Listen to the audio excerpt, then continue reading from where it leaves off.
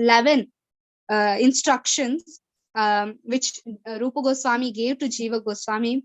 Jiva Goswami compiled all those 11 instructions and made it as Bhakti Rasamrita Sindhu. And now, and Prabhupada made it a book of authority that you should learn nectar of instruction, so that you should know how to deal with the devotional service you are doing.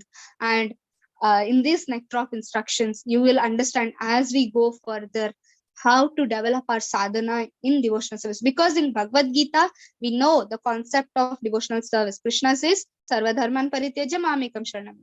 And he says, Manmana bhava madbhakto madhyajimam namaskuru. He tells all the devotional things you should do.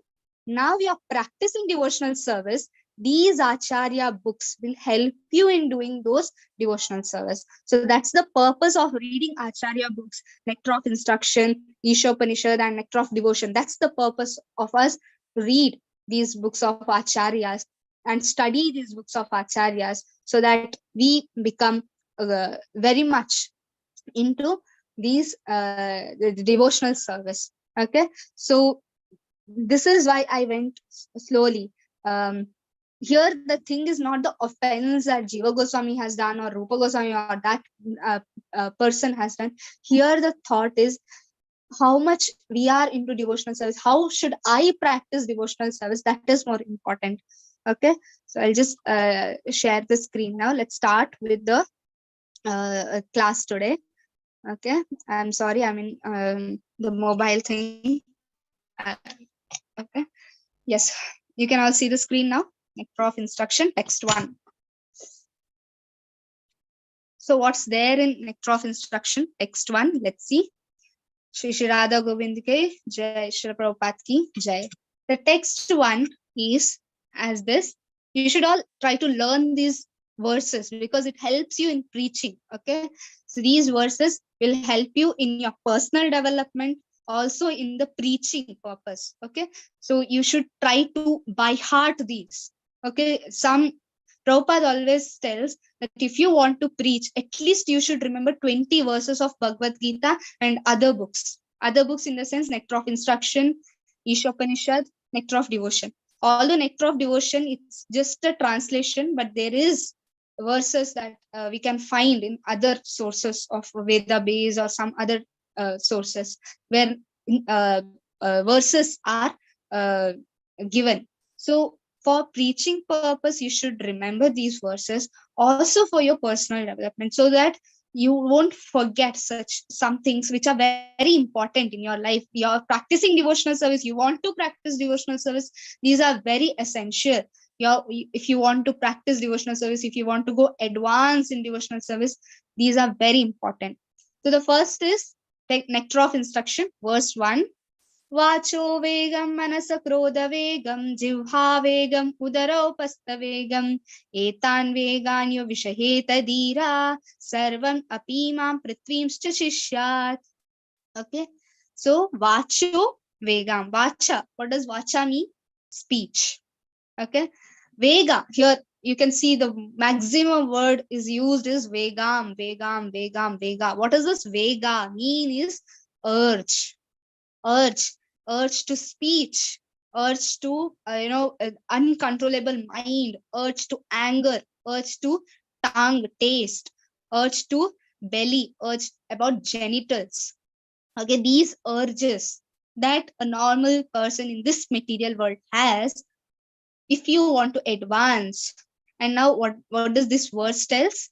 A sober person who can tolerate the urge to speak, the mind's demand, the action of anger, the urge of the belly, the tongue, belly, and genital, is qualified to make disciples all over the world.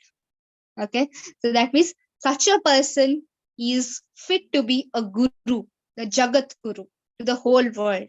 Okay, and best example is Srila Prabhupada. Before that, explaining about Srila Prabhupada, let's go in detail about the purport that Prabhupada has given in the Nectar of Instruction. So first of all, when you read the purport of Nectar of Instruction, you'll find the name atonement there. Prayaschitta. Okay, what does atonement mean? When do we do atonement? When do we do that atonement? Whenever we commit any sins, so for the prayachita, we used to atone. We regret. Yeah. Yes, thank you. Yes. So atonement is given here. So here, Shukadev Goswami, here the first scene of the purport, Prabhupada explains from the Srimad Bhagavatam, where Shukadev Goswami and Parikshit Maharaj are having a conversation, right? Srimad Bhagavatam means Shukadev Goswami and Parikshit Maharaj, they both are having a conversation about devotional service. So now Shukadev Goswami, he tells about the committing of the sins. And he tells we should do atonement for whatever sins we have done. Then Parikshit Maharaj says it is like Kunjara Shauchavat. Now, what is Kunjara Shauchavat? You have seen an elephant going to the water.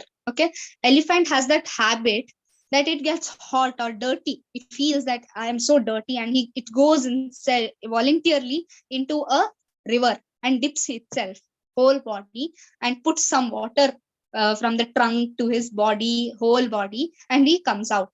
A baby elephant, you can see such things. So that elephant, it gets clean himself and comes out. As soon as he sees himself clean, he feels little cold and he starts putting sand or mud on himself.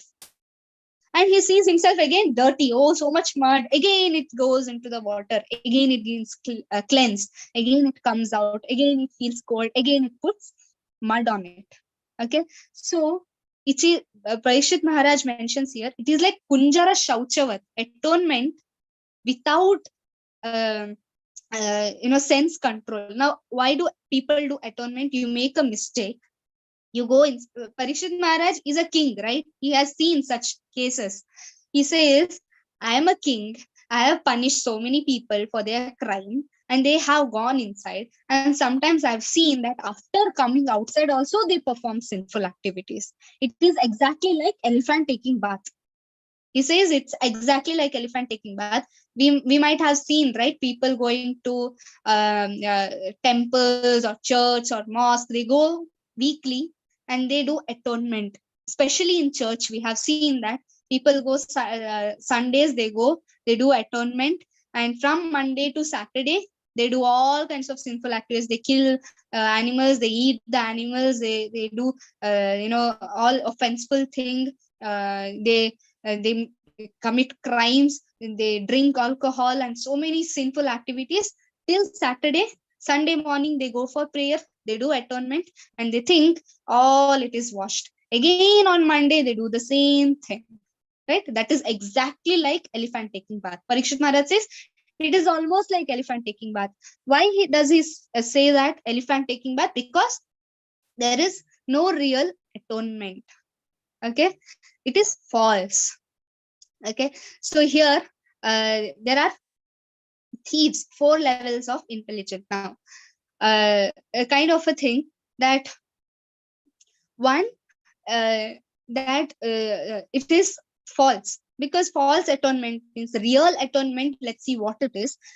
Now let's discuss about false atonement that we have seen or we have done. Okay, we have seen some people have done those things. They go to the jail, come out and do the same crime.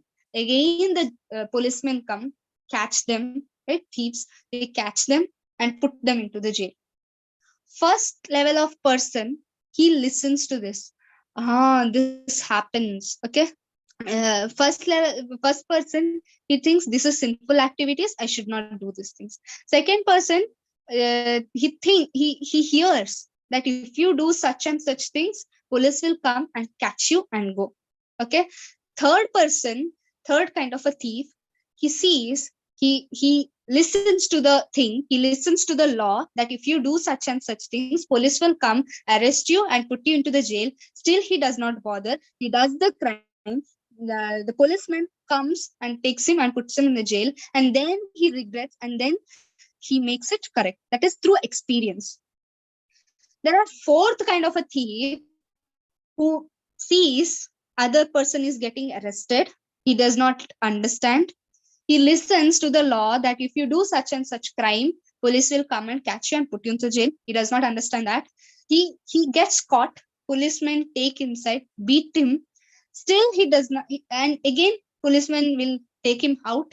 And then what he does? Again, make the same crime. That is the fourth kind of a thief. So normally in Kali Yuga, all categories go to the fourth category, because fourth type of a person, because he does again and again the same kind of a crime. As I said, elephant's bath. The seventh offense of the holy name. Okay, what is the seventh offense of the holy name? Can anybody tell?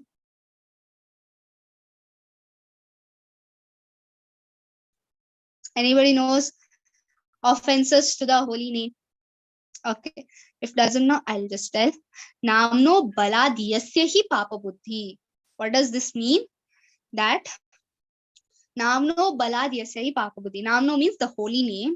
On the power of holy name, that's what I said, right? The church or the temple, people go, they confess their mistakes, they do again the same mistake. So here the greatest offense of the holy name is you're using the holy name to to counteract your sinful activities. So that should not be done. That's the offense to the holy name. You have done some sins in your past, and now you are chanting. It can counteract your past sins. Now you know that the chanting is this pure. I should not do any sinful activities. But there are some people, they know that the holy name of the Lord can counteract any sinful activities. Here people chant holy name of the Lord, go outside and smoke a cigarette saying that I am doing chanting. No, this sin will get counteracted by chanting. If that is the purpose of your chanting, then Krishna will not forgive, because Krishna is more intelligent than you. If you cheat Krishna, Krishna will cheat you in double. So people normally go to temple, they confess in front of the Lord, and then they come out, they eat meat. You think Krishna is fool? Krishna is not fool. Krishna is cheater of the cheater. So he'll cheat you again. He'll make you go into the circle of birth and death. So we can't cheat Krishna in that way. Namno Balaji, say Papa Buddhi, Papa Buddhi, we should not do that. And I said Christian son confession, how it happens. And here everything we learn, right? And whatever the thing is, we are repeating the same sins. The concept of false atonement is you're atoning, but the thing is you're doing the sin again and again, repeating. So what is the problem here? How to counteract it? Actually, how to remove it? How to remove our mistakes? We can't remove it by experience. How to remove our mistakes, or what is the problem here? Anybody?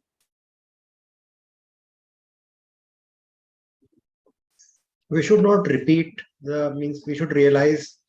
And, how does that come to us? We should not repeat, yes, but how does that come? By surrendering ourselves to the God. Okay, yes, but we should, proper discrimination has to be there in our minds, the control in our minds, whether this is right or wrong, and I am with correct thing or I am with wrong thing. That discrimination should be crystal clear. Okay. Mataji, can you but I please said repeat no, the some question people again? some people they know the law, but still they do mistakes. Why is it? Yes, to satisfy senses. They are ignorant. They are ignorant. No, some people they know that is wrong, this is wrong. They are not totally ignorant, but still they do. Prabhu said something here. So Yeah. they are Lack of faith and lack of devotion. Lack of devotion. They are slave of their habits. We are slaves. So they are they are slaves of their habits and their desires. Yes, okay, thank you. You can mute yourselves. I can't mute here, everyone. You can mute. Okay. Yes, many of you said wonderful answers. Okay. Controlling. Somebody said controlling. They can't control. Some said their habit, right? You all said something different answers. Okay. Yes. So here, the thing is, you're not able to, okay, how So previous ways of atonement could not help us. Then what is the real atonement? So that is prayashchitta. But what kind of a real thing is coming to the knowledge? As you said, it is ignorant. But the real knowledge is not material knowledge, it's the spiritual knowledge. Okay, so that thing vidya and avidya that we are going to deal with in the nectar of instruction. Okay, vidya, what is vidya and what is vidya, we'll discuss about these things in the next coming verses. So here the real knowledge is Krishna consciousness. And the thing is, the real problem is why we are doing this, because the habit. And how does this habit comes to us? By a practice. And how does this practice? By the uncontrollable senses.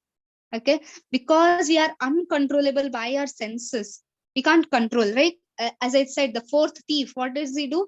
He comes out of the jail and does again the same crime, because uncontrollable senses. There was a person who had everything, all, like he had full of opulence, like he had ancestral land, he had big house, gold, everything. The house was made up with some gold things and all, everything he had. But still, he was in the robbery case. And he could not, he went to the jail and he came out and he again started robbing. But why is it? Because he had uncontrollable senses, right? Best example is Duryodhana, right? Duryodhana had everything in his life. Anything he did not have, or Dhritarashtra, anything he did not have, he had everything. But what was lacking was the satisfaction. Because of uncontrollable senses, because of uncontrollable mind, he could not get satisfaction in anything. Whatever he tried, he did not. Even Lord came and told him, he did not understand. Because the senses, Prabhupada always said, prove you are a human being by controlling your senses. And the first step, the nectar of instruction, speaks about senses.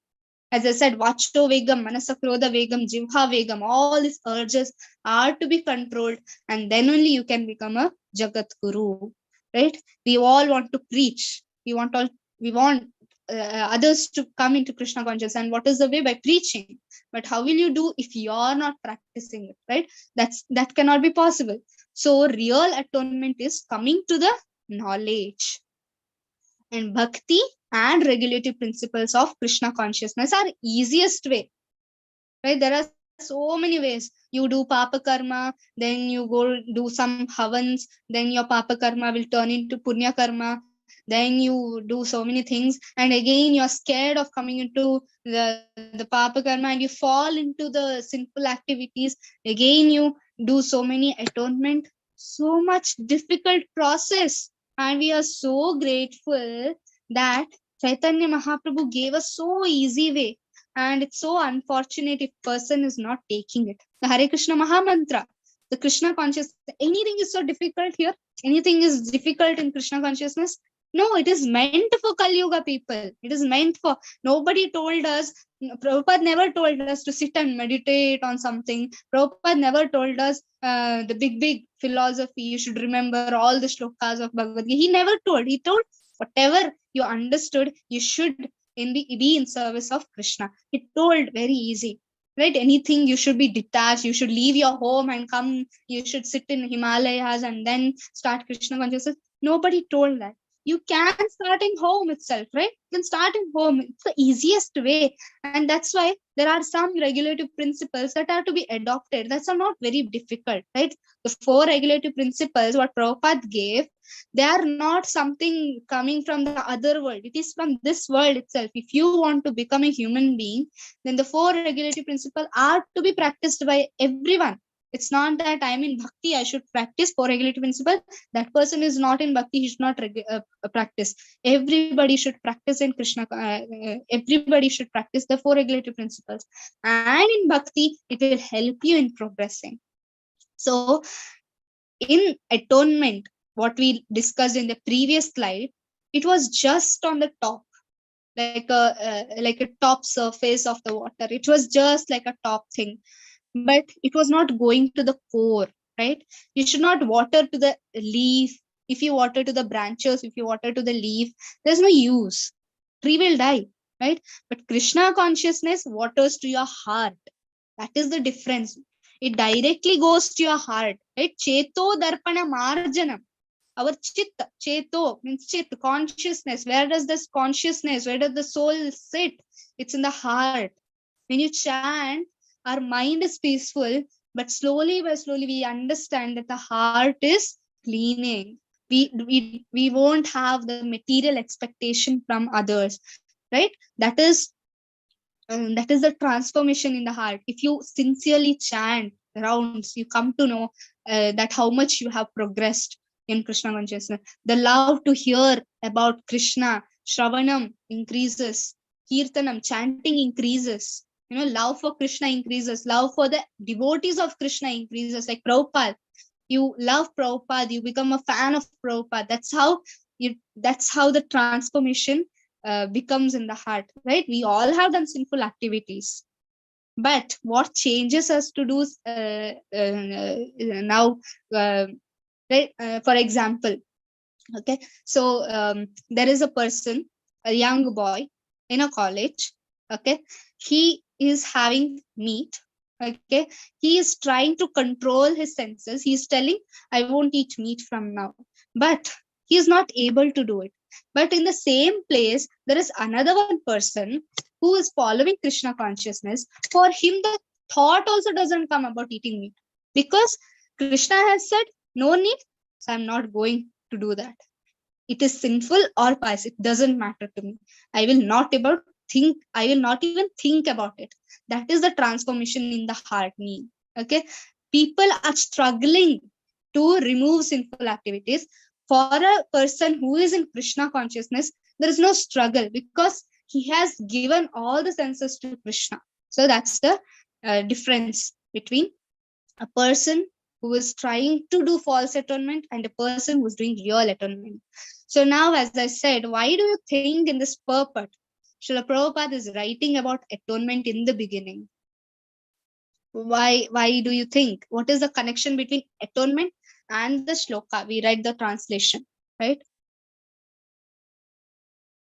Mataji, because the shloka explains that what should not be done. We have to control our senses.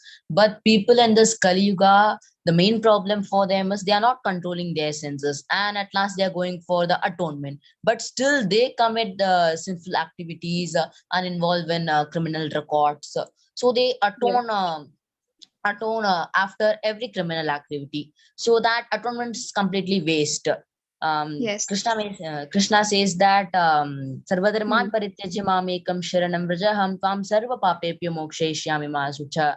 But these people are not surrendering completely to Krishna, and they are not completely wholeheartedly atoning for the sin, and they are not realizing their crimes. So Prabhupada has written about atonement here. So these atonements are completely false atonements, and we must stop our sinful activity by atoning, and repeatedly keep on atoning is completely waste. That's no use, as we have seen about the elephant.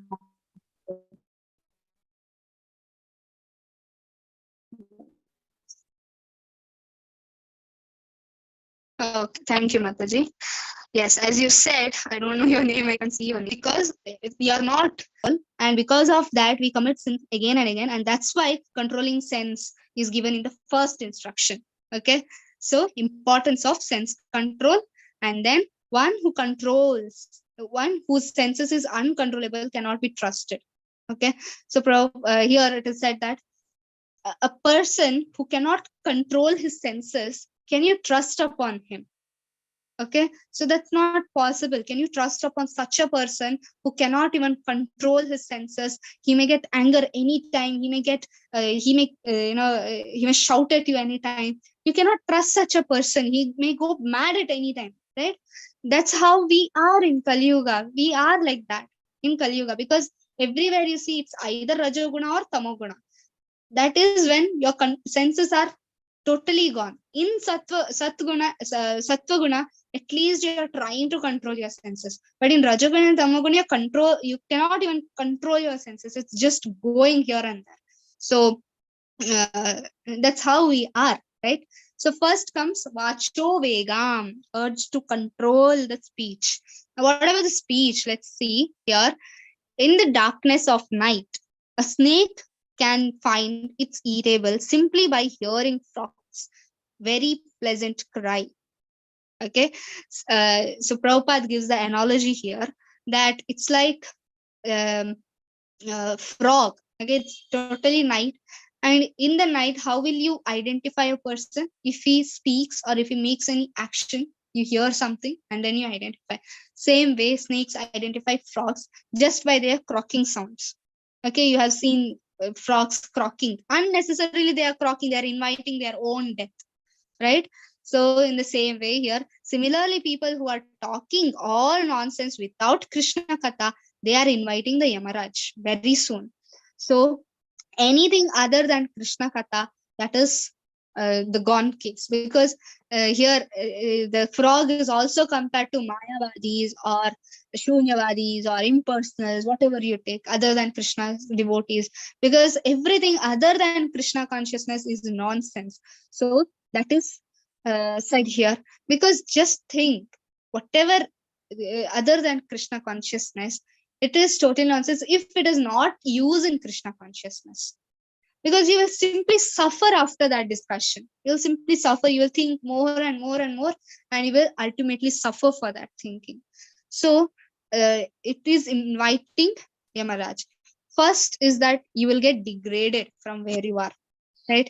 You have seen a person speaking, a madman speaking. You have, if you have gone to any mental hospitals, you see people speaking to themselves or speaking something else which is not at all there, right? Like a madman. Exact our position is in material world, like a madman. In spiritual world, everybody is speaking about Krishna, but in material world, it's like madman speaking, because he speaks which is not required to him, which is not required. So he speaks whatever nonsense he gets, and exactly what we are doing, the prajalpa, which is not required, and it just degrades us from by increasing in Krishna consciousness. We speak, as I said, Shravanam. When you hear about Krishna, you also speak about Krishna. You can't hear something and speak something else. When you hear Gigo, right, what goes in goes out, right? You the garbage in, garbage out, good in, good out, right? You put garbage into your ears, then garbage will come through your mouth. When you put good inside your ears, good will come through out of your mouth. So the same way, when you hear Krishna Katha, Krishna will come out of your heart through your mouth. When you put Maya inside your ears, then Maya will come out of your heart. And no devotees can associate with such a person who has Maya inside his heart. That means who is totally into Maya. Nobody wants to associate with such people. Nobody wants to associate with a madman, right? How can a devotee associate with such a person who is totally in Maya consciousness? So next is talks about useless things, like books which are not related to Krishna, newspapers, TVs, radio talks, shows, and internet. So nowadays, internet is very famous. You just scroll through your YouTube or Instagram, you get hundreds of information which is not useful for you in Krishna consciousness. And as you increase your Shravanam towards the lectures about Krishna, about Srimad Bhagavatam, your scrolling in all these things will get down. Okay, your interest in newspapers will go down, your interest in TVs will go down. In this material world, newspapers are filled with all unnecessary items. In spiritual world, there is newspapers. Okay, in that newspaper, what happens? Krishna made this leela today, Krishna went there, Krishna went here. Everything is Krishna only. There in TV, spiritual world, everything is Krishna. Our life should be like that. Everything is Krishna. So to move to that to that level, you should hear more about Krishna. Simply talk shows are not good. So frogs croaking is equal to Mayavadis inviting death. Mayavadis simply say, you are also God, I am also God, everybody is God. After death, we'll meet God, we'll be one with God. That's almost like frogs croaking. Frogs croaking is unnecessary. They are inviting snakes. In the same way, Mayavadis are just inviting Yamraj to go to hell. Right? That's the reason. So what is the solution here? Hearing about Krishna Katha. and not silence. So most of the people, they think, oh, if I speak unnecessary thing, useless thing, I'll go to hell. So better I keep silence. That's not a solution. If you keep silent for a day, you will go mad. Okay, you'll go mad. Simply go mad, because human nature is that to speak. Right? Krishna speaks so much, and I am the part and parcel of Krishna. How can I stop speaking? I can't be mauna totally. There are some kind of mauna vrita or something like that. It's not practical, because you can't. Your mind will go crazy if you can't speak. So that's not the solution. Solution is start speaking about Krishna. You know something, you learned something in the class today, something interesting you learned, start explaining to somebody else. Okay, you start explaining to somebody else. Krishna is coming out of your mouth, start explaining to somebody else. If nobody is there, go to the wall and speak to that wall, at least, because you have to get engaged, because nobody likes silence. And if you can control, you can teach also. Okay, so that's the point. So too much talking unnecessary against the spiritual advancement. You can speak whole day about Krishna. You should not speak unnecessarily topics. Okay, therefore sometimes those who are very very talkative, they are ordered by their spiritual master, you keep silence. Silence means do not speak unnecessary things or nonsense. Whenever you speak about Krishna. That is real silence. Okay, so real silence means silence from Maya. Okay, so that should be understood here. And second thing is mind or manas. Manas means mind. So biggest thing is our mind. Mind is the king. Okay, if your mind is pure, then your senses are also pure. Why? Because we in Bhagavad Gita we saw that chariot with the horses and the rope and the person, and there is a soul behind sitting. So who is controlling the mind there? The rope, right? And that rope is compared to the mind. The senses are horses, and the rope which is tying those senses are the mind, right? If that is loose, then horses will run everywhere. That means our senses will go everywhere, right? Our senses are like children's, and mind is like mother, and intelligence is like father. Okay, now why we tell this? So, see, children don't have intelligence. They just ask, I want that, I want this, I want. They see a nice teddy bear, which is useless in their home. They have hundreds of teddy bears already in home, and the child has new ones. Mother, out of compassion, when child weeps, I want. Mother, out of compassion, she wants that. Now, she doesn't have money. Who has money? Her husband. So she asks husband. Husband, what he does, he thinks that already there is so much expenses, I should not simply do the expenditure here, and controls his wife, saying that no, not needed. And the mother says you should not buy this product to his child. So here in my senses ask so many things. I want sense gratification, but mind can instruct on the basis of intelligence that we have. And in the intelligence we should store all the knowledge which we have gained in Krishna consciousness, so that mind is under control. So pure mind, how do we get pure mind? The pure association of the books of Prabhupada, by lectures, by chanting. That's how we get pure mind. And pure mind is equal to pure senses. And how does it degrade it? By artificial attempt to control. Artificial, the Mayavadis, the person we have seen, right? They go to Himalayas. Normally in newspapers we see such people, or the media we see such people. Whenever a person is called sadhu, the first thing he says, I went to Himalaya and I meditated. I don't know if the person is telling it's true or lie. It tells that he's controlling the mind, but it is artificial. Kali Yuga, it's not possible at all, because the situation, you go out of your home, everything is uncontrollable. And when you see situation which is uncontrollable, your mind gets disturbed. So it's not possible. That's degrading way of controlling your mind. You're controlling artificially. You should not do that. You should not do that. As soon as this, the example is the Mayavadis. As I said, Mayavadis. They are rejecting the things which can be used in Krishna's service. Okay, they see a beautiful rose or flower.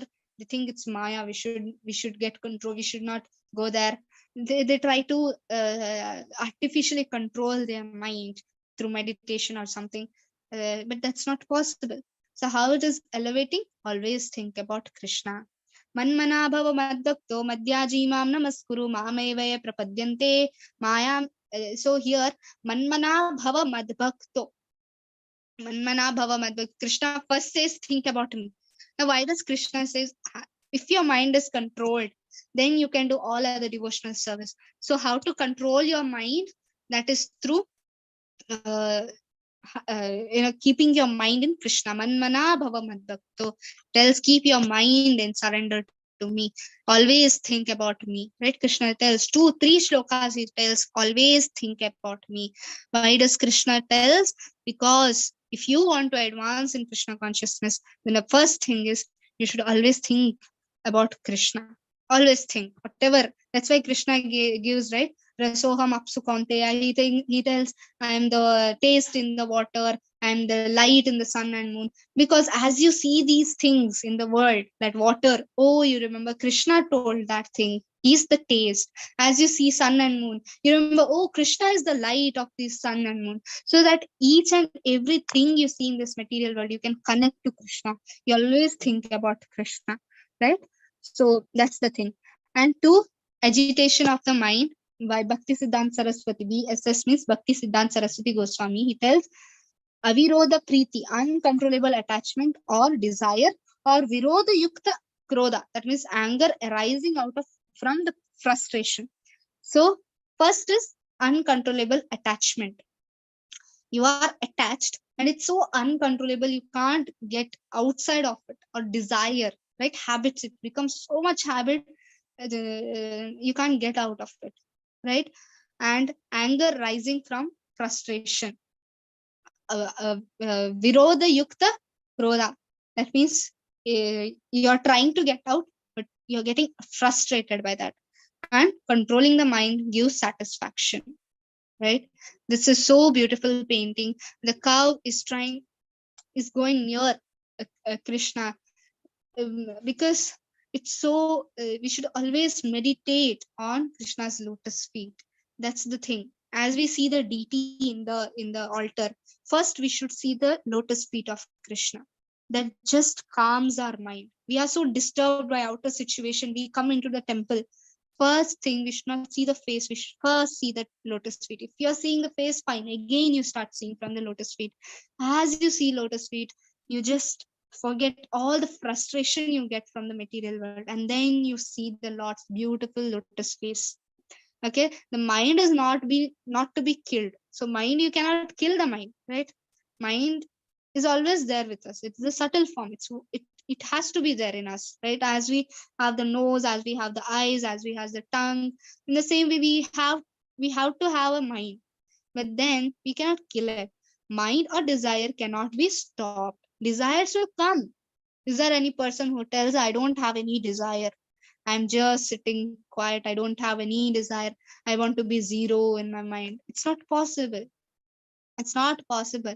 But to develop a desire to function for spiritual realization, okay, desire is there. But as you become a devotee, your desire changes. You go to a shop, you see ornaments there. Initially, your desire is, how can I wear this? If I wear this, I will be looking so beautiful, no? I'll be looking so pretty. Now, as you advance in spiritual life, as you see the same ornament in the same shop, you feel that, oh, this would be looking nice on Krishna, no? Desires are there, they're looking beautiful. My mind is uncontrollable. It sees that ornament, it's beautiful. But then I see, if it's put on Krishna, if it's put on Radharani, how beautiful they will look. It's not for me, it's for Krishna. That transformation comes in you. By the mind has to be changed. The mind is the pivot of the active senses and organs. As such, if the quality of thinking, feeling, and willing is changed, naturally the quality of action by the instrument senses will also change. Right? So this is the thing. And next is krodha. When does krodha arise? When do you get angry? When do you get angry? When When the sense something gratification happens is opposite to satisfied. our desires. When sense gratification is not there. You Okay, want you desire something and not getting that thing. very good. Yes. So something like that. So when you can't fulfill your lust, right? In the 2.62, right? Krishna says the shloka that the senses, the hayato vishaya punsa sangasteshu pajayate sangat sanjayate kama kama krodha vijayate. Right? As you said, when you can't fulfill your sense gratification, you get angry, right? When you can't fulfill your lust, you get angry. That's how we get angry. So anger, it's like holding a hot coal with the intent of throwing to someone. Now you think there's somebody is not satisfying you. You feel that I want to throw a coal, and you pick up a coal and want to throw it. Hot coal, okay? Just now something has got burnt, and there is ashes and there's a hot coal inside it, and you want to throw that hot coal on somebody. So first, who will get burned? That person or you? Who will get burned? I, Mataji. Yes, you Myself. get burned. I get burned here, right? So anger is the same thing. Anger, you want to take revenge about that person. Revenge, right? Angry means what? You want to throw back, right? Answers. He gives something answer to you. I want to backbite his answers. I want to throw him out. I want to argue with him. When you argue, you get anger first, right? You get anger first, and you are burnt yourself first before that person is burnt. So unintentional anger for sense gratification is just like a hot coal. Okay, hot coal and fire act similar. It can burn the entire thing, right? So what is the solution? How can I control this anger? Anger will be there. You cannot say I'll be peaceful forever. I should not become angry at all. How can I control this anger? Or what is the solution? How can you use this anger? Controlling our senses and indulging in devotional service. Okay, but still I am getting angry. But how can I use that anger? I get angry because, see, another thing is Krishna in the spiritual world. Okay, Krishna is Supreme Personality of Godhead. Does he not get angry? He gets angry, right? When Asuras come and do some mischievous things, when Kamsa came, he does some mischievous thing. Krishna got angry. Without anger, you can't do Malyud, right? Krishna made Malyud or the Yudh with Kamsa. Without anger, he laughed and made, oh, Kamsa, come here, I'll fight with you. He made like that. No, he was angry, right? Krishna was angry. So there is anger in Krishna. There is anger in me also. There is anger in both of us. What is the difference? Mataji, Mataji, drink water. Huh? Mataji, drink water. If you are angry. I can't understand. Anushra Mataji, you can mute everyone once again. Yes, Mataji. Okay. Don't mute me. Okay. So, yeah. I was speaking about anger. So, okay. Anger. What is the solution here? That is, Krishna is anger because he has transcendental anger. Our anger is for sense gratification. For me, if the person opposite to me is not doing any work for me, I get angry. But Krishna's anger is not that. Krishna's anger is transcendental anger, right? Solution is use it in Krishna consciousness. Sometimes a spiritual master may be angry at you. He scolds you or she scolds you. But then for what? For your correction, right? That's how we use our anger in Krishna consciousness, right? That's how. And there is Jagai Madai story. Anybody knows about Jagai Madai story here? What happened? Who got angry in Jagai Madai story? Leela there. Yes, who got angry? Yes, Dikshit, you You can unmute. Chaitanya Who got angry? Mahaprabhu got angry on Jagai Madai for harming Nityananda Prabhu. Yes. Was it for sense gratification? Chaitanya Mahaprabhu did it, or what is it?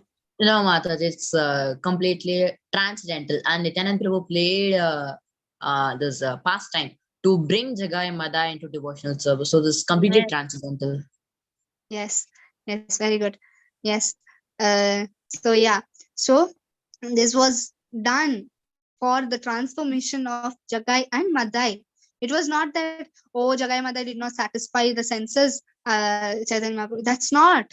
Here, the angry was for the benefit of Jagai Madai. It was transcendental anger.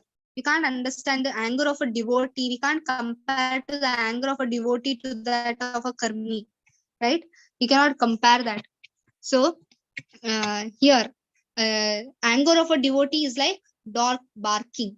Okay, what does dog do? It's like there are elephant, and it's taking the king on his back, and everybody is making jaikar, jai jai jai, and the dogs behind the elephant, it's barking.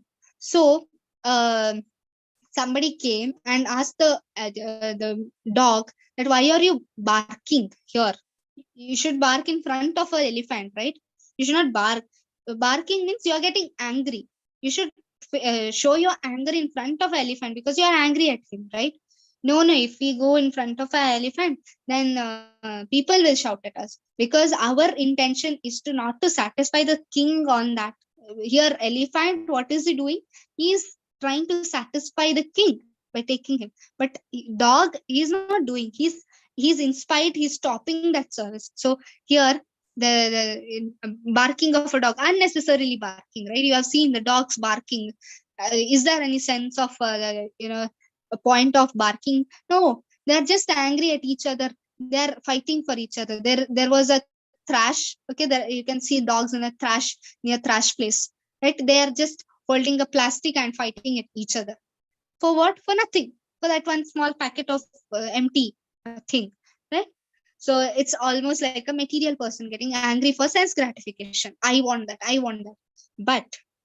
But if you see Chaitanya Mahaprabhu getting angry, Krishna getting angry, it's for our cause, not for their sense gratification. Okay. And Hanuman, right? Here about the Lord we explain here, that's his transcendental anger. Now, what about the devotees of the Lord?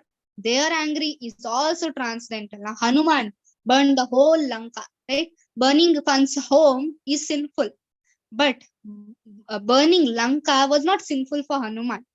Why? Because it was in service of Lord Ramchandra, right? Arjuna, killing a person is sinful, but he killed so many of them, his own kinsmen. For whom? For the satisfaction of the Lord Krishna, right? Krishna wanted him to fight. Yuddhacha, you have to do the Yuddha. And Arjuna said, yes, Karishya Vachanam Tava, I'll do as you said, right? And he did. Because he wanted to satisfy the senses of the Lord, he did not commit any sin there. So, our angry, right? There are two kinds of anger. One is you're intentionally getting angry so that you get some benefit from the person in opposite to you. The second kind of anger is that you want to correct that person, like your child. Because a child does naughty things, mischievous things, you get angry on that child. Was that angry for his personal thing? I want to destroy that child. No, mother's angry on a child because she wants to transform. She wants to teach that child. Same way, Krishna is angry on us or on the devotee. The devotee is angry on something. They want to transform us into a devotee. That's the difference. Next comes the jioha. That's the tongue. The tongue desire to taste foodstuffs, right? And what is the solution there? That is prasada, but with restriction. Now, prasada is Lord's mercy. Prasada means mercy of the Lord, right? Anything we tell, this is prasada of the Lord. It may not be the food items or it may be anything. It's just the mercy of the Lord. So I want to eat palatable things, but what do? I make prasadam, and that then I have it. But then here in Nectar of Instruction, Prabhupada in the purport, he says there should be some restriction in the prasadam. Sometimes what happens, I want to eat this item today, and because of I want to eat this item, I'll offer the same thing to Krishna. That should not be the purpose. You should prepare foodstuff on the order of your master, spiritual master. Krishna says, Patram Pushpam Phalam Toyam Yome Bhaktya Prayachati. If you give this much things, I'll accept it. Ashnami, I'll accept it by your devotional service. But if you're using that thing, I can put any foodstuff what I like, and I'll put one tulsi, done, it's prasadam I can have. That's not the way of having prasadam. You should have, Prabhupada always said, simple sattvic food. Right? I know I have to make prasadam, and you have told it should be under the guidance of spiritual master. I don't have a spiritual master. From where will I get all the guidance that I should do this or that? Prabhupada says you should do always a simple and sattvic food for the Lord. No ratsik, no tamsik. Sometimes in the festival times, we make so many items to the Lord, especially Govardhan Puja, Janmashtami times, Prabhupada appearance time. We make so many. More than Janmashtami time, we make prasadam more in Prabhupada appearance time. It is a feasting time. And normal days, you should have some criteria to have food, some quotas to have food. I will not eat. Devotees sometimes, generally devotees eat only twice prasadam, not thrice, twice only. They'll eat first breakfast at 10 o'clock in the morning and next in the 4 o'clock in the evening. So that the time being is, they are satisfied. They won't starve like we think, only 2 times, that means night they'll starve. No, if you eat in the morning 10 o'clock time, then your morning time will be sufficient. Till the afternoon, you won't get hunger. And in the evening, 4 o'clock, if you eat, you won't get hungry in the night. So that's how devotees, they keep themselves, either 5 o'clock in the evening. At the scheduled time, as I said, it should be in the scheduled time. If you eat whenever you want, then there is no control for your tongue. It will ask whenever it wants. Not in a restaurant. Why not in a restaurant? Because you don't know who is preparing the food there. A person in the restaurant cooking the item, he may be speaking rashly on the phone and cooking the item. Now we think only the food is going to my body. What is the purpose? Whoever is the cook, what is the this thing? What is the relation between the cook and me? The relation should be between the food and me, right? Food goes inside, my stomach will be filled. Now, what is the connection between the cook and me? That is the consciousness.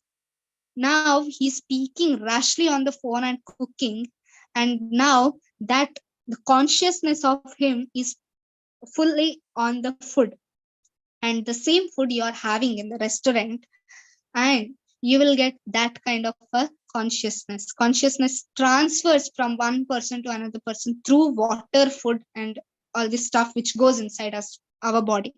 So not in a restaurant. So considering your body, how much quantity you want. So some people are very tall and very healthy. They want much food. Some people are very thin and very short. They want less food. If you are making like a tall person and a very healthy person, you're giving him less food. You should control your senses and you give less food. He'll starve, right? If a person very short and you give more food, he'll waste the food, right? Prasadam should not be wasted, and our senses has to be controlled at the same time. Prabhupada used to have very little prasadam, as much he wanted to his body. Too much prasadam. I want too much mercy. I'll eat too much prasadam. That's not the solution. Okay, that's foolishness. You should not do that. Mercy, even 1 grain of prasadam can satisfy your transcendental senses. So that's enough. Like in Lord Shiva just got 1 grain from Narada of Mahaprasad, and he started doing Tandava. Why? He did not ask for, I want pot full of prasadam. He did not ask. 1/2 morsel of grain he got, and he got satisfied so much, right? That's how the devotees are. Okay. Next is belly, udara. Now, as we go, first is our vacho, tongue. And when we speak, as I said, gigo, right? Goes in, goes out. So what, garbage in, garbage out, good in, good out, right? Whatever you take, it will come. So whatever we take, it will first go to our mind. So next comes manasa, right? Manasa vegam. Then comes manasa krodha, right? Anger. If your mind is uncontrollable, then your anger will arise. Okay, because your senses are not satisfied. When your anger is not satisfied, or the anger comes from the heart place, or there is some heat in the heart, as you go down there is belly, right? In your body, as you go down there is belly, and then the tongue and the belly comes here. Okay, then the second thing is tongue, and from the tongue whatever goes inside, that's the belly part. And overeating, as I said, it's connected to your tongue and belly are one and the same, it's connected. So overeating is disease. Udara pastavegam, okay, disease. So good mistake for a young person to overeat. Okay, a good mistake. If you're very young, 20, 21, 25 years old, then overeating is very good. And it's a good mistake for an old man to undereat. If you are eating less, right, we tell it's a mistake, you should eat properly, or overeating or less eating. So overeating is good for a healthy person who is young, and undereating is good for an old person because he should eat less. Because our our inner intestines and all these things are not very capable to digest all these things, so less eating, or very fruits or kind of such things if you eat for an old person, then it's fine. So here it is said, eat to live, not live to eat. Nowadays, if you see, normally people, if you scroll through many social medias, they write there, living to eat. That's like an animal life. Even dog lives for eating itself. Even a pig lives for eating. Even a cat lives for eating. It just concentrate on what will I get today, right? Dogs, cats, you must have seen wagging their tails and coming near you for food.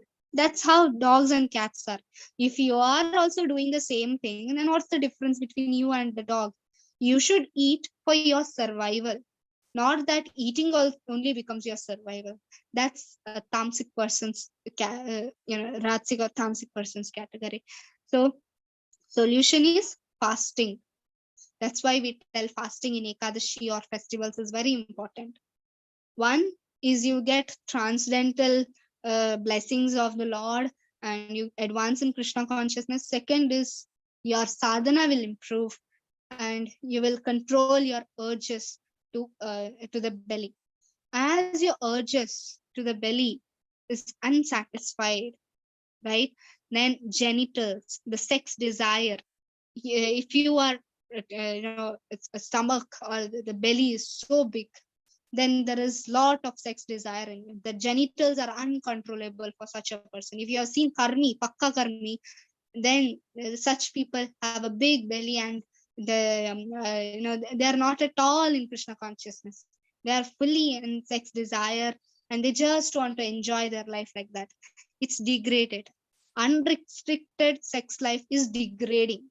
Okay, Prabhupada says devotional life, that does not mean you should not have any sex life, but then it should be for Krishna's purpose, to beget a Krishna conscious child, only for that purpose, not for your sense gratification. Illicit use, you should not do the illicit use.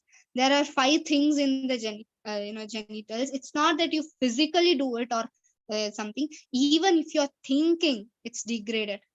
Even if you're planning, oh, I'll do that, I may do that, if you're thinking about such things, then it's offense. Even if you're planning, now we might think, oh, brahmachari, he is very safe, and he does not have women near him, he is safe. Even such a person, if he thinks about these things, even if he thinks about having a sex relationship with anybody, that is also degrading. Even if you're planning, talking about these things, or doing it, or artificial means if you are using to do these things, then it's a degrading thing. Who is this person here? Who is this person here? Ajamila Mataji. Yes. what was he doing? First initial stage, what was he doing?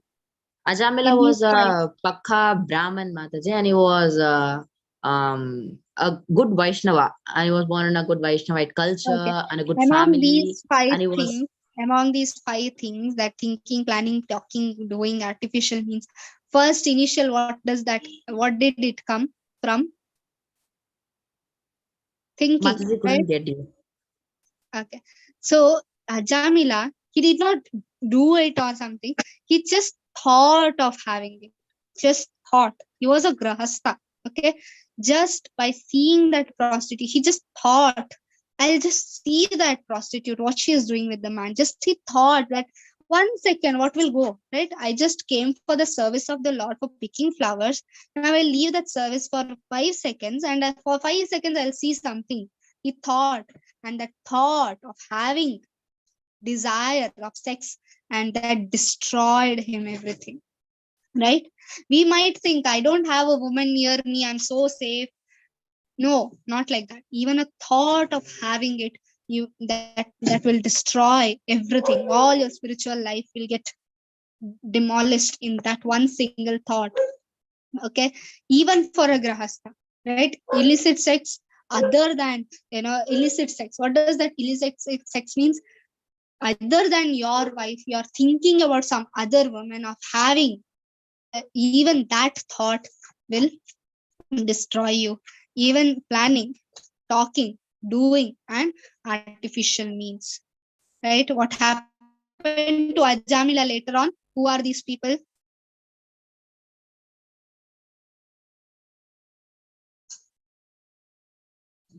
Who are these people here? Mataji, they are Vishnudutas and the Yamadutas. Yeah, they came to take him during his when he's aged, and because he was chanting the name, because his last He son's chanted name how was many times? He chanted how many times? his last son's name was Yeah. it was related to Krishna, right? Narayana. So Narayana. So that's how How he many times he was. took the name? How many times he took the name? Narayana. Once. The number. He took only Okay. once. Okay. Yeah. Yes, Mataji. And what Thank happened you. there? What happened there then? Who came? Who are these people with Shankha, Chakra, Gada, Padma? Who are these people? They are from the higher realms, from the They are Vaikunta. Vishnudutas. Yes. Yes, Vishnudutas, yeah. Vaikunta. Very good. Vaikunta. Vaikunta. So here, as we said, atonement or anything here. So how did Ajamila, he just said Narayana. It was for his son. It was for his younger son. But then Krishna is so merciful. He gave him the second chance. We might think Ajamila got into this, and at the age of 80, he had a 7-year-old son. So think how bad his condition was. And in the deathbed, out of fear, he could see Yamadutas. For fortune, he could see Yamadutas coming near him. We can't even see that. Our sin is more than Ajamila's. Ajamila at least could see Yamadutas coming near him, and he had one chance of taking Lord's name. But by Krishna's arrangement, because Krishna will never forget your service, right? Ajamila, although he saw for prostitute for 5 seconds that day, before those days, he used to bring flowers for Lord Krishna, right? For yagnas, he would bring the wooden sticks for his father. Krishna remembers that. Your service, Krishna remembers. You might think I'm just sweeping the floor of the temple or corridor of the temple. I'm just doing some little seva in my home. What will Krishna remember? Krishna remembers each and everything, and he magnifies your service. You might do a little small service for Krishna, but Krishna, he magnifies your service, and such that he'll help you in any time. We can't even know what Krishna is planning for you. You can't even understand. So Ajamila, at that deathbed, he by the mercy of Lord itself, he kept the younger son's name Narayana, and he was so attached to the younger son. In the deathbed, he called Narayana. He called out of fear seeing Yamadutas. Because fearful form, Yamadutas forms are very fearful. And seeing them, he called out once, closing his Narayana, he called, shouting. And the Vishnudutas came running that he called Lord's name, so he has to come to Vaikuntha. So a big debate happened. Okay, the 6th canto of Bhagavatam you can read. And Yamraj, he gives a beautiful narration of how important is the holy name of the Lord and how it will help you from not coming to Yamaloka. Okay, so that the description Yamraj itself gives to Yamadutas and tells Yamadutas not to catch a person who has taken the name of Lord Hari, or who wears the tilak, or who wears the kantimala in their neck. So Yamaraj gives this order and Yamadutas leave that place and go. And Vishnudutas, did Ajamila directly go to Vaikuntha after that incident? No, he did not go. He got the second chance. Vishnudutas said, you are not so pure to come back to Vishnuloka or Vaikuntha, so you should need to do some devotional service more. Go to Haridwar and do more devotional service to the Lord, and then we will come to take you when your real death comes. So immediately after disappearing Vishnudutas, Ajamila left that place immediately, leaving his prostitute and all the 10, 12 children, and he went to Haridwar and started doing devotional service. He chanted so nicely, so pure, that at the end of his life, Vishnudutas personally came and took him back to Vaikuntha. So here Prabhupada has written a book called Second Chance on Ajamila's life. Now we all have got second chance, right? We were all Ajamilas before knowing this truth, right? We were all Ajamilas having only thought of sense gratification. Oh, today I'll earn money, today I'll do that, today I'll become successful. All these are kind of a prostitute itself. It's just, it's just hankering us in this material world. But Prabhupada gave us second chance. Prabhupada gave us second chance. You chant the holy name of the Lord and go back to your Godhead, right? He gave us second chance. So elevating, we get only Krishna conscious children. So in that way, you will be happy and you will get a Vaishnava. And further, you'll become a great devotee. And this way, you can help world in Krishna consciousness by begetting a Krishna conscious child. Okay, that's how. And the conclusion is tolerating urges. It's a conscious act, not a suppression. So, Puna Charvata Charvananam. Prahlad Maharaj says here, sense gratification in this material world is Punas Charvata Charvananam. It means you're achieving the achieved in this material world. You have taken millions of births. You have done millions. You have eaten so many items millions of times. You have done sense gratification millions of times. You have done illicit sex millions of times in this material world. But still, you are coming and doing the same thing. It's like achieving the achieved, right? There is a sugar ganna, right? Ganna, sugar cane, right? That there is a shop, and you go there. And first time when the sugar cane is squeezed in that machine, juice comes out. Again they fold and again they put inside. Some more juice comes. Again they fold, again they put inside. Some more juice comes, and the capacity of that to produce more juice will go away, and they'll throw away. And you go and bite those waste sugar cane which has been squeezed many times. You go and bite those things. Can you get the sweetness? Sweetness has already gone. Whatever remains is the remnants of that, and you're trying to get satisfaction by that. That is the same position of us in material world. We are trying to get something where there is nothing. We are trying to get that satisfaction where there is no satisfaction. Satisfaction is only in the service of Krishna. Real nectar is at the lotus feet of Krishna. And how do we go there? By serving the devotional service, and starts from chanting, right? As we chant, our material distress goes off. So achieving the achieved. So one has to become Goswamis. What does the Goswami mean? Anybody knows Goswami means? meaning of Goswami? Hare Krishna Mataji, it means one who can control his senses. Go and Swami, go means senses, one who can control it. Yes, thank you. Thank you, Mataji. So here, Goswami means, as Mataji told, controlling the senses. Go means, one meaning is the cows, but here the meaning is senses. In Sanskrit, go also means the senses. So we are in this material world, Godasas. Godasa means we are under the control of senses. But one who knows these things, one can understand and control his senses, he is the Goswami. He is controller of the senses. So that's the difference between a devotee and a materialistic person. And we are in middle. Okay. Either we have to become Goswamis. If we are not becoming, or if you are not trying to become, we cannot become in one life. We are trying to become.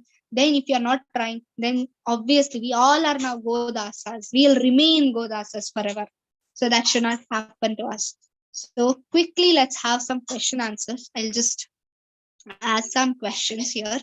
Okay, just whatever we discussed in the class, I'll just go through some questions to all of you. Okay, yes. So first question is, what are the 6 type of, first of all, I'll mute everyone. I want the raised hands. You don't unmute yourself. I'll mute everyone at once.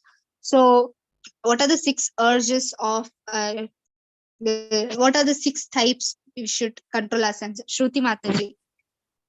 Yeah, the 6 types would be the speech, the vacho, manas, that is the mind, anger, krodha, the tongue, the belly. And the 6th is the unrestricted sex life, the genitals, the desires. Genitals. Yes. Dhanyavad. Yeah. Yes, very good. Thank you. Very nice. Always have a note with you, or else at least you should all have books, hard copy with you. If not, soft copy, because soft copy you cannot see with the presentation you are seeing, referring the soft copy. It's not possible. That's why hard copy is required when you come to the class. At least have a note before you enter into our class. Okay. So what did Prabhupada write in the beginning of the purport? I'll mute everyone now. Again, we'll start with the first thing. Okay. So what did Prabhupada write in the first thing in the purport? Dikshit Prabhu. Yes, Mataji. So Prabhupada wrote about atonement. Yes, atonement. Very good. Prayaschitta, right? What does the Prayaschitta mean? So Prayaschitta means that we are just atoning for our sins. We are just making some actions that will just neutralize the sins, and we have to go back to the Krishna consciousness, and we should not do. So that's the Prayaschitta. So it's something, an action which we do to atone for our sins. Yes, thank you. Thank you, Prabhu. Now, what is the real type of atonement which we discussed? You can raise your hand. Okay, two of you have already answered. I want some new hands to be raised now. Yes. What is the real atonement? Yes, Kishore Kumar Prabhu. Coming to the knowledge. Yes, what knowledge? Bhakti and regulative principles of Krishna consciousness. Yes, very good. Thank you, Prabhu. So, and that's what we require.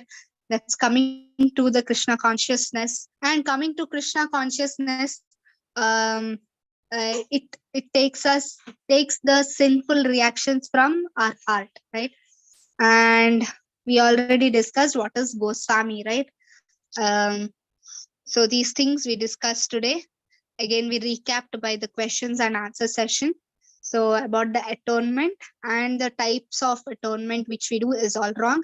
So real atonement is coming to the Krishna consciousness. And we discussed about atonement because we are relating to this, to the senses, because the uncontrollable senses, although we do atonement, it is like what? Atonement is like what? Parikshit Maharaj gives what analogy here? It's like what? Atonement without Krishna consciousness, the false atonement is like what? Some new hands. Some new hands I want. Okay, Neha Mataji. False atonement is more like you realize it, but then we do the same thing again. What analogy did Parikshit Maharaj give them? Which animal was it? Like a dog.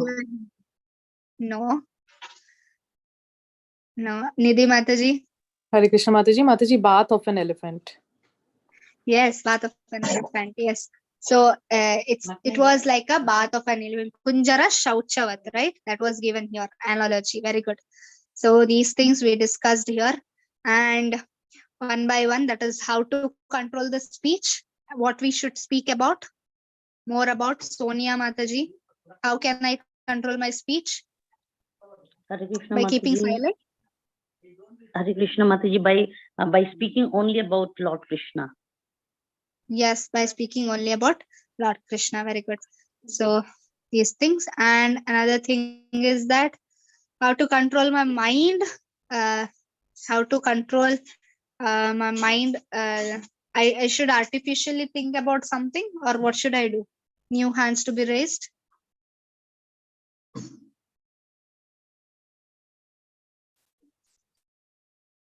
Shrishti Mataji. We have to always think about Lord Krishna and connect everything to Lord Krishna. Yes, thank you very much. Yes. Okay. Yes, we discussed about these things, and yes, so we'll end it here. Today's class, we ask some questions, and again in the next class we'll recap these things so that you won't forget these things again and again, and try to memorize the shlokas as much as possible. Okay, because it helps you in remembering the shlokas, and also Prabhupada gives beautiful analogies in the purpose so that we understand in a very good way. Okay, attendance form is shared. Please fill your attendances. Don't forget to do that thing. Okay, and even in the comments you have answered so well. So thank you for that. Okay, we can end here. Hare Krishna, Krishna Krishna, Hare Hare, Hare Rama, Hare Rama.